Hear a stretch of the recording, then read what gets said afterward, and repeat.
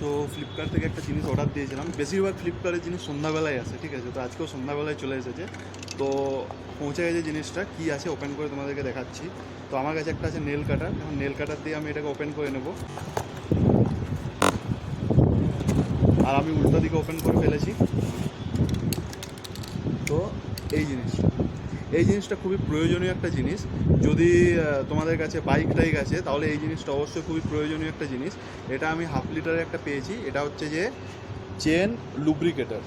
এটা হচ্ছে মানে বাইকের চেনে যদি এটা লাগানো হয় মোটামুটি 100 কি 300 কিলোমিটার চলার পরই যদি এটা লাগানো হয় তাহলে কী হয়, চেনের লাইফটা একটু এক্সটেন্ড হয়। এতে কী হয়, চেনটা খুব তাড়াতাড়ি ক্ষয়ে যায় না। বাইকের চেন ক্ষয়ে গেলে বেশি একটা বড়সড় একটা খরচার বিষয় হয়, মানে 2500 টাকা মতো খরচা হতে পারে।